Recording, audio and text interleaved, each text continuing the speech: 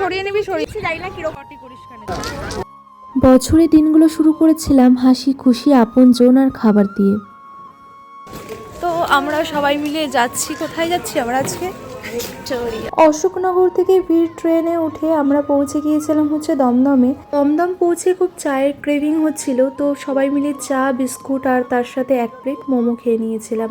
তো সবাই একটা একটা করে খেয়েছি। তারপরে পৌঁছে গিয়েছিলাম হচ্ছে ময়দানে, আর ওখান থেকে সবাই ফুল কিনলো। তারপরে আবারও চায়ের ক্রেভিং হয়, চা খেয়েছি, চা তো সব সময় খেতেই হবে। তারপরে একটু ভিডিও শ্যুট করে পৌঁছে গিয়েছিলাম হচ্ছে ময়দানে। আর ওখানে দেখো সবাই মিলে আমরা পিকনিক মতো করেছি। আর এখানে ছিল লুচি, আলুর দম, তার সাথে ছিল থামস আপ, আর ছিল ঘরোয়াভাবে বানানো কেক। খুবই আনন্দ করেছি আমরা সবাই মিলে। एकदम चुप 20 कदम पीछे যাবার নিচে 20 কদম পিছে। এরকম ভাবেই আমরা ভাই বোনেরা একে অপরের পিছনে লাগিয়ে খুব মজা করি।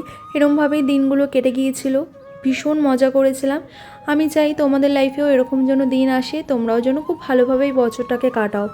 তো যাই হোক, তারপরে আমরা দেখো সমস্ত কিছু গুছিয়ে ময়দান থেকে বেরিয়ে গিয়েছিলাম হচ্ছে ভিক্টোরিয়া। এর একটা বড় ভ্লগ তোমাদের সাথে আমি অবশ্যই শেয়ার করবো ইউটিউব চ্যানেলে, তোমরা কিন্তু দেখতে ভুলো না।